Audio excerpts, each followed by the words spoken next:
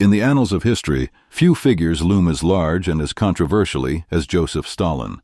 Born in the heart of the Russian Empire in Gori, Georgia, on a day that history now marks as December 18, 1878, or the 6th of December by the old calendar, this man would rise to become the unyielding hand that steered the Soviet Union for a quarter of a century.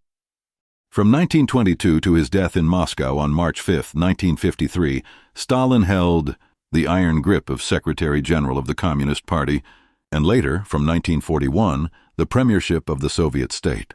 For 25 years leading up to his demise, the Soviet dictator wielded a political power arguably unmatched in human history.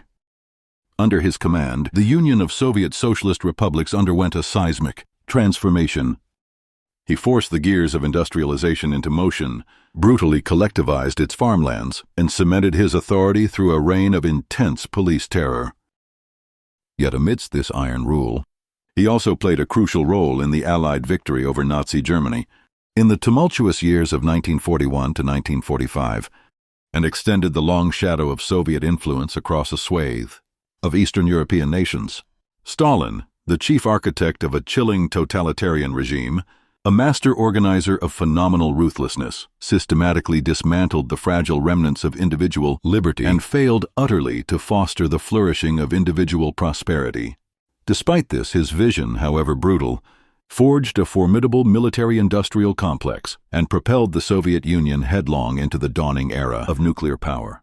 Joseph Stalin, a name forever etched in the tapestry of the 20th century, a testament to the terrifying heights and devastating lows of absolute power. For decades, the true story of Joseph Stalin remained shrouded in a carefully crafted Soviet-spun narrative, a deceptive legend designed to inflate his image. This propaganda machine painted him as a heroic young Bolshevik conspirator, an unwavering disciple of Lenin, the very architect of the Soviet Union. In the zenith of his power, Stalin was not merely a leader, but a figure of almost divine reverence. He was proclaimed a universal genius, a shining sun illuminating their world, even the staff of life itself. And the accolades didn't stop there. He was hailed as a great teacher and friend, particularly, it must be noted, to those very communities he subjected to the most savage persecution. In an astonishing display of manufactured devotion, even a metropolitan of the Russian Orthodox Church publicly invoked him as our father. This carefully constructed image was amplified through a ubiquitous visual campaign. Busts, statues, and icons of the dictator became omnipresent, the objects of a fanatical cult. Yet behind this meticulously constructed facade of adoration, in the privacy of his own thoughts, the dictator likely regarded this fervent cult with a cold cynicism. The legend was a tool, a means to an end, obscuring the complex and often brutal reality of the man who held a nation in his iron fist. The truth, long suppressed, reveals a figure far more intricate and far less divine than the myth the Soviet propaganda so diligently propagated. Born not of Russian soil but Georgian, young Joseph Stalin's origins were steeped in the rugged Caucasus. Whispers even persist of Ossetian blood on his father's side. He was the son of a humble cobbler in the provincial town of Gori, a place then under the thumb of the Russian Empire.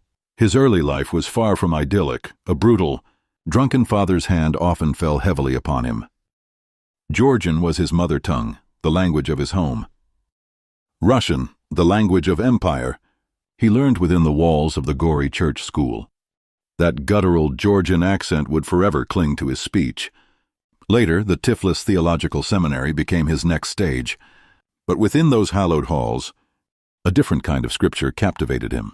Secretly, he devoured the words of Karl Marx, the intellectual father of international communism, and other forbidden texts. The official legend claims expulsion in 1899 for revolutionary fervor. His devoted mother, however, offered a gentler narrative. Ill health. This devout washerwoman had envisioned a priestly path for her. Son, yet Joseph Zugashvili possessed a demeanor more akin to a ruffian than a cleric.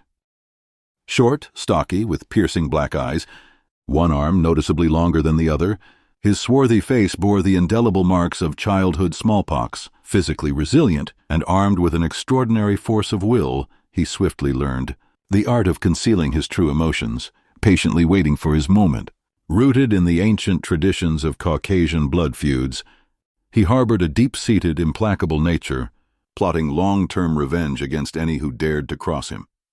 Briefly, in December 1899, Zukashvili found himself a clerk at the Tiflis Observatory, the sole instance of recorded paid employment outside the realm of politics. Manual labor was a stranger to his hands. By 1900, he had plunged into the clandestine world of political undergrounds, igniting labor demonstrations and strikes across the industrial heartlands of the Caucasus. Yet his excessive zeal, pushing unsuspecting workers into violent confrontations with the police, alienated some of his fellow conspirators. When the Social Democrats, the Marxist revolutionaries of the Russian Empire, fractured into Mensheviks and Bolsheviks in 1903, Zugashvili aligned himself with the latter, the more radical faction, becoming a devoted follower of its fiery leader, Lenin. Between April 1902 and March 1913, Zugashvili faced arrest 7 times for his revolutionary activities, enduring repeated stretches of imprisonment, a crucible forging the man who would become Stalin. The relative leniency of the sentences meted out to the young conspirator, coupled with his uncanny knack for frequent escapes, has fueled persistent and unproven whispers. Could Zugashvili have been playing a double game? Was he for a time an agent provocateur, secretly on the payroll of the imperial political police? The thought casts a shadow of intrigue over his early revolutionary years. Within the intricate hierarchy of the party, Zugashvili's ascent was gradual. He attended 3 pivotal policy-making gatherings of the Russian Social Democrats in Tammerfors, Stockholm, and London, yet left little lasting impression on the broader stage. However, behind the scenes, his influence was more keenly felt. He played a key role in orchestrating a daring and spectacular hold-up in Tiflis in the summer of 1907, a brazen act of expropriation aimed at bolstering the party's coffers. His first major political breakthrough arrived in the early months of 1912. Lenin, now in exile, recognized a certain steel in Zugashvili, co-opting him into the inaugural Central Committee of the Bolshevik Party, a decisive break from their fellow Social Democrats. The following year saw Zugashvili, at Lenin's urging, pen a significant treatise on Marxism and a complex national question. It was around this time that he adopted the moniker that would forever echo through history, Stalin, derived from the Russian word for steel. He also briefly took the helm of the newly established Bolshevik newspaper, Pravda, before and during his longest period of exile, a Siberian freeze from the summer of 1913 until the spring of 1917. Around 1904, Stalin married a Katerina Svanadze, a woman described as a pious Georgian. Their union, however, was tragically short-lived, ending with her death some 3 years later. She left behind a son, Jacob, who would become a source of profound disappointment and even contempt for his father. Following a failed suicide attempt in the late 1920s, Stalin reportedly dismissed him as a weakling. This coldness extended even to matters of life and death. When Jacob was captured by the Germans during the Second World War, Stalin infamously refused a German offer to exchange his son, a chilling testament to the ruthlessness that defined his character. Emerging from the Siberian chill, Stalin arrived in Petrograd on March 25, 1917. He once again took the reins at Pravda, the Bolshevik mouthpiece.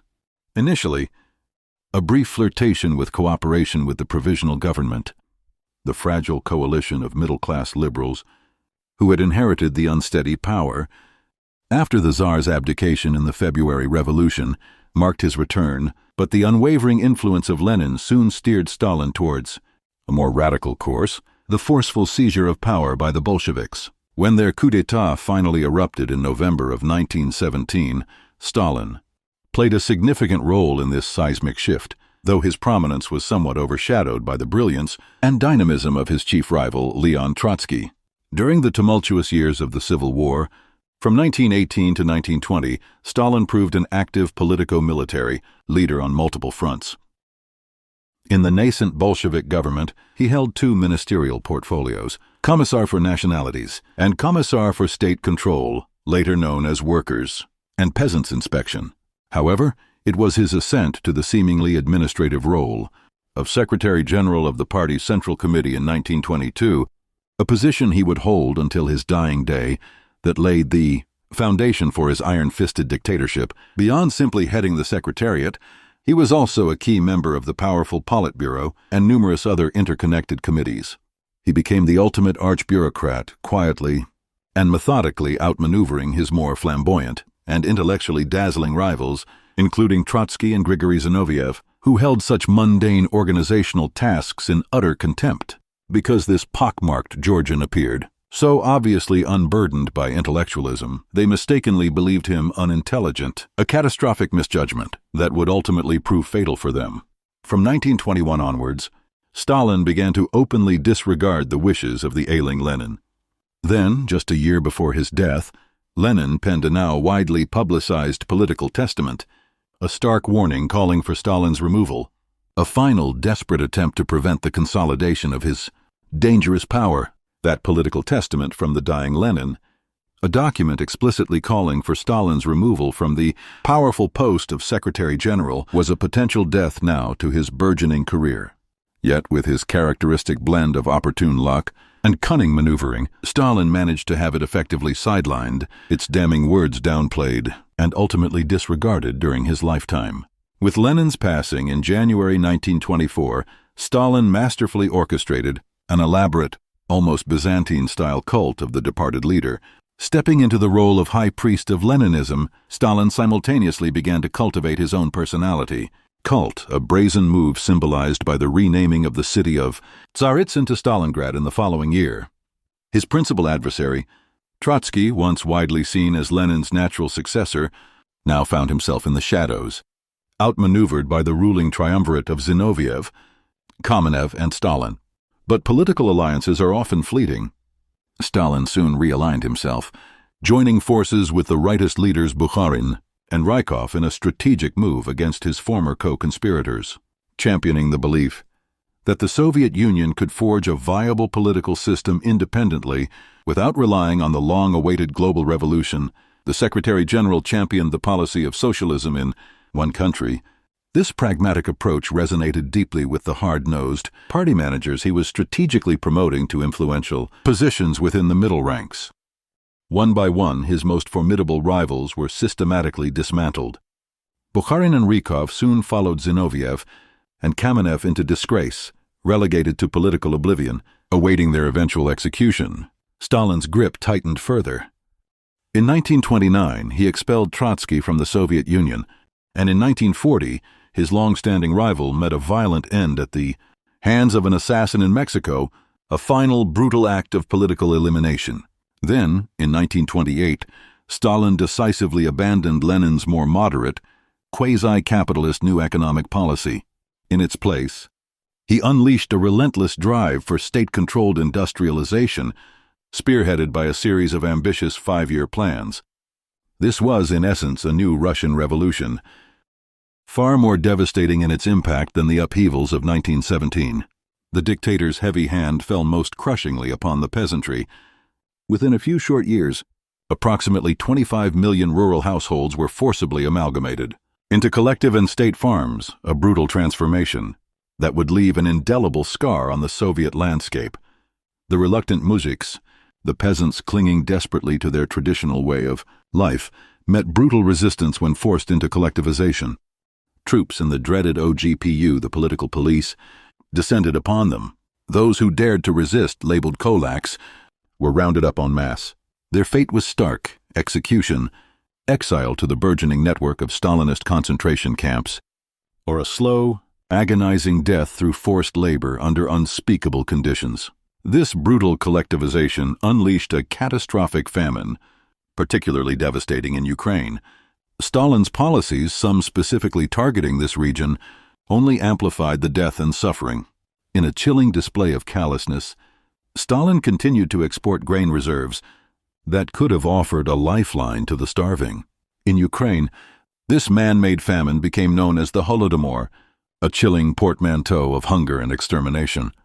It is estimated that as many as 10 million peasants perished under Stalin's policies during these horrific years. The breakneck industrialization drive, while less immediately fatal, was not without its own spectacular failures.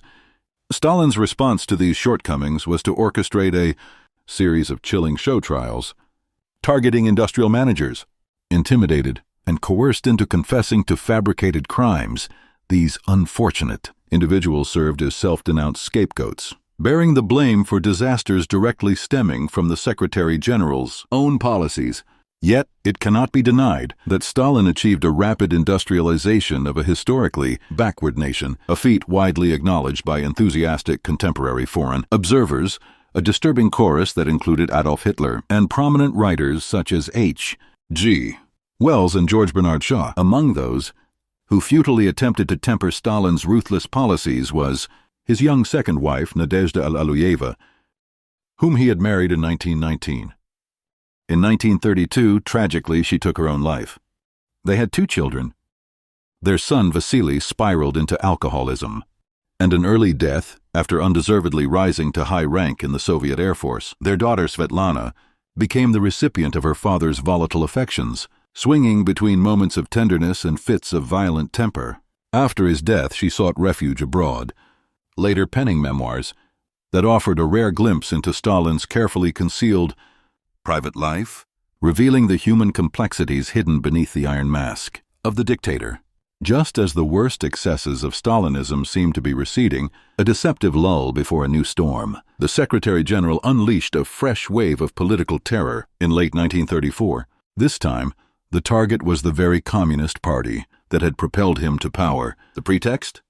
The assassination of Sergei Kirov, a leading colleague and potential rival in Leningrad on December 1st. A chilling suspicion, later strongly hinted at by Nikita Khrushchev, suggests Stalin himself orchestrated Kirov's murder, providing a bloody justification for a new era of mass purges. Stalin weaponized the spectacle of show trials against prominent communists to amplify this new terror. In August 1936, Zinoviev and Kamenev were paraded through a courtroom, forced to recite fabricated confessions, then swiftly sentenced to death and executed. 2 more major show trials followed in quick succession, in January 1937 and March 1938.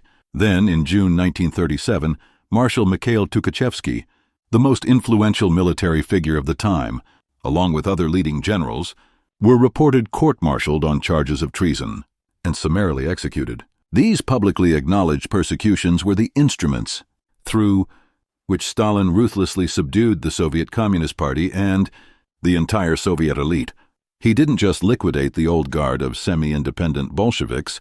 His purges swept away countless party bosses, military leaders, industrial managers, and high-ranking government officials, even those who were seemingly completely subservient to him. The terror extended beyond Soviet borders, claiming foreign communists residing within Soviet territory, and even members of the very political police organization, now known as the NKVD. No segment of Soviet society was spared.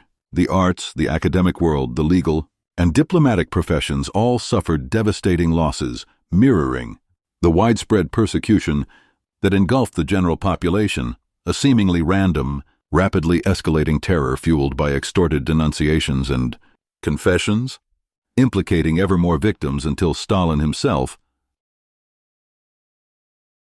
for reasons unknown, eventually curtailed it, though he never truly abandoned its underlying principles. The number of Stalin's political victims reached into the tens of millions.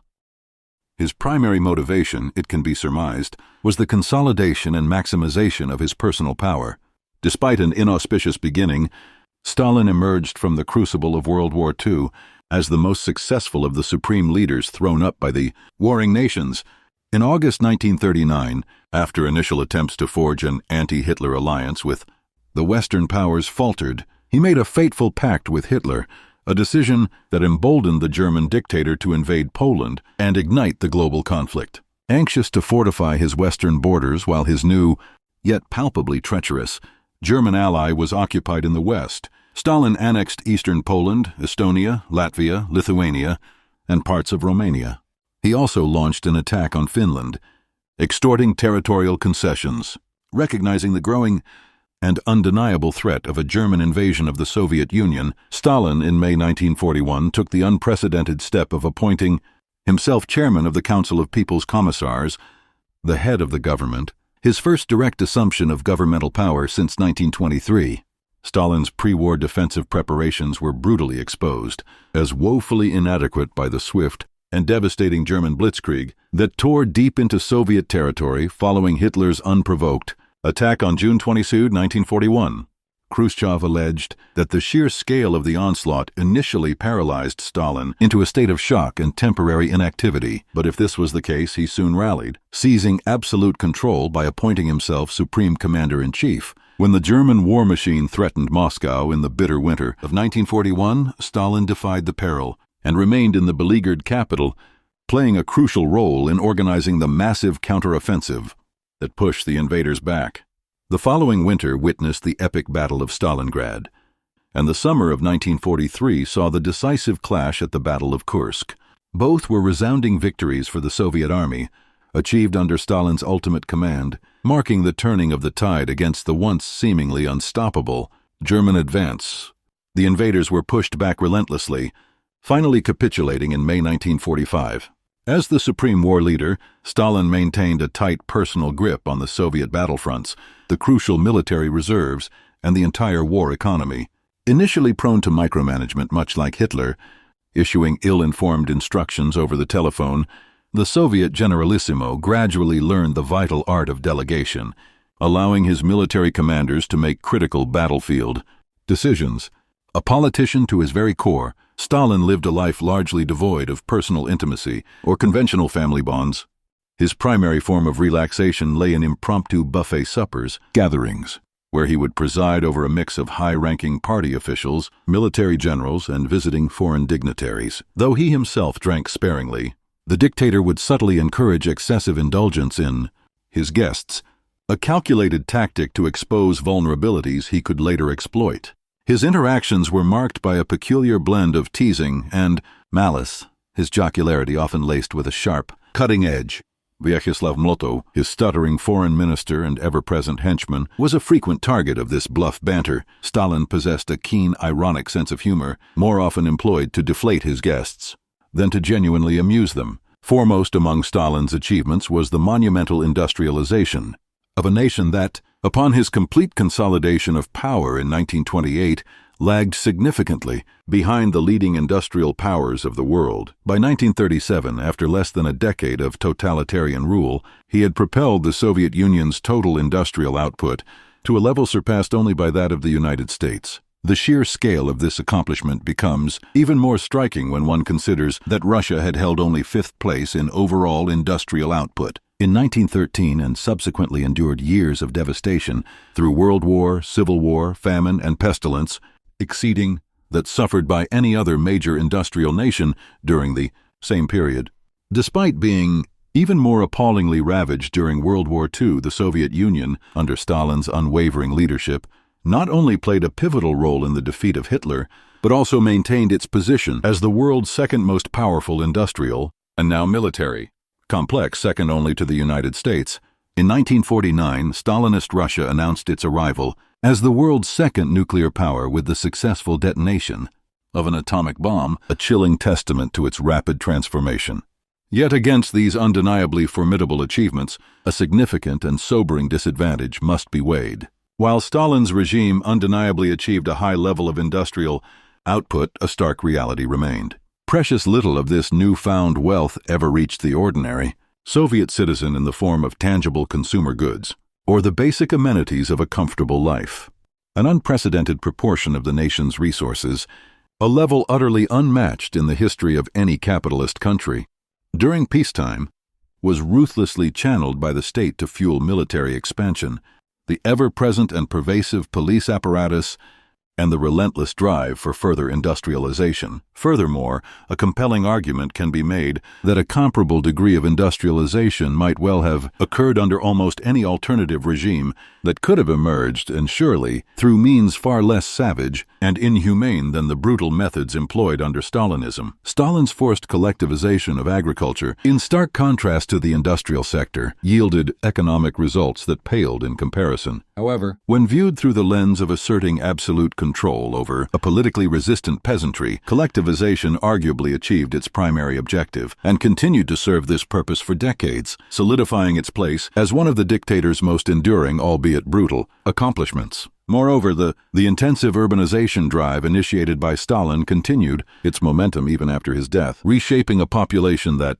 despite industrial growth, remained more predominantly rural than that of any other major industrial nation. In 1937, a staggering 56% of the population was engaged in agriculture or forestry. By 1958, largely as a direct consequence of Stalin's policies, this proportion had drastically fallen to 42%. Another of the dictator's lasting creations was his elaborately constructed and deeply entrenched bureaucratic administrative machinery. This intricate system was based on the seamless interlocking of the Communist Party, various ministries, legislative bodies, trade unions, the omnipresent political police, and the formidable armed forces, all further reinforced by a multitude of other interconnected control mechanisms. For decades following the dictator's demise, these very structures continued to serve as the essential levers of management for Soviet society, often remaining under the command of individuals who had risen to positions of power during the dark years of the Stalinist terror. However, the element of absolute, unchecked personal dictatorship, in its most extreme and terrifying form, did not survive the death of Stalin.